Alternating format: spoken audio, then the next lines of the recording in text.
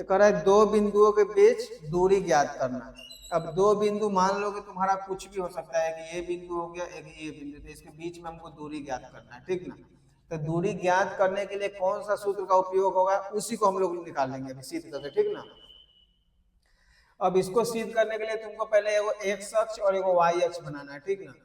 तो ये जो सोया हुआ है इसको हम लोग बोलेंगे एक्स अक्ष, और जो ये खड़ा हो जाएगा ये इसको बोलेंगे हम लोग वाई अक्ष, ठीक। और जहां पे ये दोनों रेखा एक दूसरे काट रहा है इसको बोलेंगे ओ मतलब ओरिजिन, ठीक ना, जिसको कटान बिंदु बोलते हैं। तो लिख लेना अपना। अब इसको क्या करेंगे, एरो से बंद कर सकते हो, इसको y लिख दो और इसको x, मतलब ये x अक्ष आई हो गया y अक्ष। अब दूरी सूत्र निकालने के लिए ना तुमको क्या करना होगा कि पहले सबसे पहले x अक्ष पे दो बिंदु डालना होगा। एक बिंदु ये मान लो और एक बिंदु ये मान लो, कोई दिक्कत, इतना आ गया समझ में। अब O से लेकर यहाँ बिंदु के पास चलेंगे तो कैसे पता चलेगा कौन बिंदु, तो नाम दे देंगे इसको। तो इसको तुम मान लो M और इसको मान लो N, इतना भी समझ में आ गया।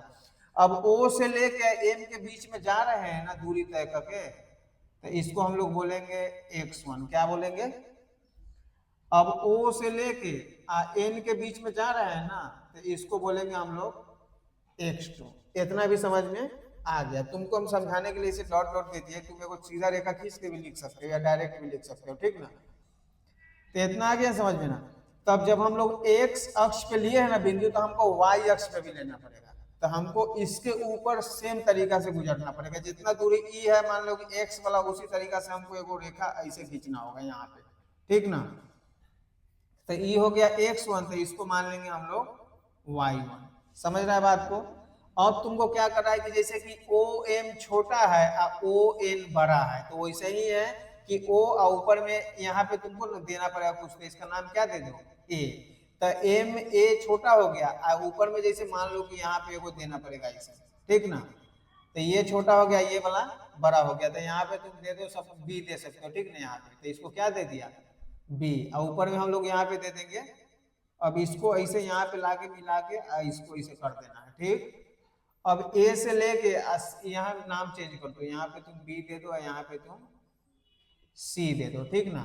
अब कह रहा है कि दो बिंदु के बीच दूरी ज्ञात करना है, तो दूरी ज्ञात करने के लिए ना ए से लेके बी के बीच की दूरी ज्ञात करेंगे तो वही सूत्र निकल के आएगा, ठीक ना। तो इतना भी तुमको समझ में आ गया। जैसे इसमें छोटा था x1, इसमें बड़ा था x2, तो इसमें छोटा है y1 और इसमें जो बड़ा है ये पूरा यहाँ से यहाँ तक, इसको बोलेंगे हम लोग y2, इतना भी समझ में आ गया। अब देखो इसमें दिमाग कहाँ लगाना है से बताते हैं। तुमको निकालना है इसमें mn, क्या निकालना है, इसमें निकालना है तुमको bc, क्या निकालना है, तो mn निकालना है। तो जैसे मान लो कि पूरा तुम्हारा 20 सेंटीमीटर है, ये है 10 सेंटीमीटर, तो ये कितना बच जाएगा, क्या कर रहे हैं, घटा ही रहे हैं। सेम तुमको यहाँ पे घटाना है, ठीक ना। फिर यहाँ पूरा मेरे पास y2 है, यहाँ से यहाँ y1 है, तो कितना हो जाएगा, तो y2 माइनस, सेम यहाँ लिखेंगे हम लोग, ठीक ना, लिखेंगे हल, ठीक ना। उसको हम लिखेंगे O और M बराबर हम लोग लिखेंगे x1, कोई दिक्कत। एगो है AM, तो लिखेंगे A और M बराबर हो जाएगा y1, कोई दिक्कत। फिर हम लोग आएंगे O और N, तो O और N बराबर हो जाएगा x2, क्या होगा x2। फिर इसी तरीका से N और B के पास जाएंगे तो हो जाएगा तुम्हारा B और N, तो कितना हो जाएगा तुम्हारा y2, कोई दिक्कत, इतना आ गया समझ में। एक x1, एक y1, एक x2 और एगो y2।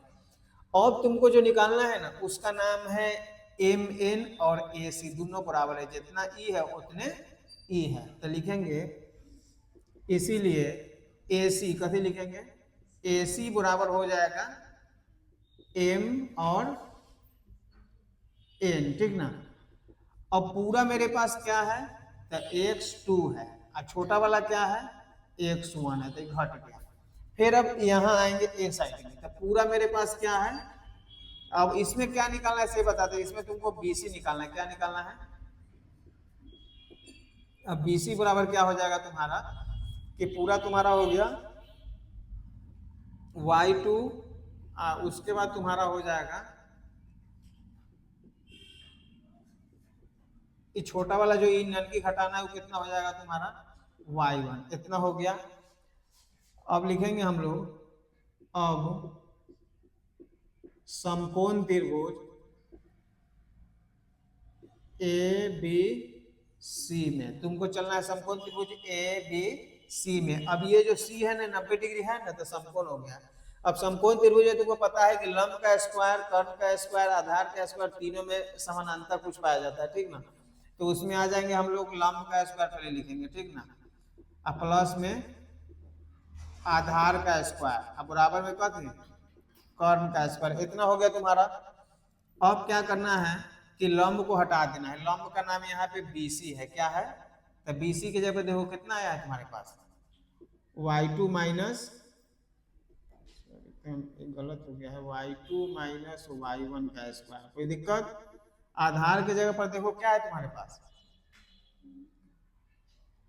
ये आधार मतलब ये वाला AC कितना है तुम्हारे पास, x2 माइनस इसको होल स्क्वायर दे दो। अब बराबर कर्ण है, कर्ण के जगह पर क्या इसका नाम है AB, क्या है AB।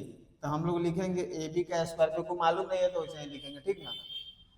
अब तुमको क्या करना है कि ई जो स्क्वायर है ना वो रूट में आ जाएगा, तो तुम्हें क्या बच जाएगा तुम्हारे पास AB। अब ये स्क्वायर कथी में आ गया इधर रूट में, तो हो जाएगा y2 माइनस y1 का स्क्वायर प्लस में x2 माइनस x1 का स्क्वायर। अब तुमको क्या करना है कि एक्सचेंज कर लेना है, क्योंकि x वाला पहले बोलते हैं, तो यहाँ पे लिखेंगे हम लोग x2 माइनस x1 का होल स्क्वायर प्लस में y2 माइनस y1 का होल स्क्वायर। ये तुम्हारा आंसर आ गया।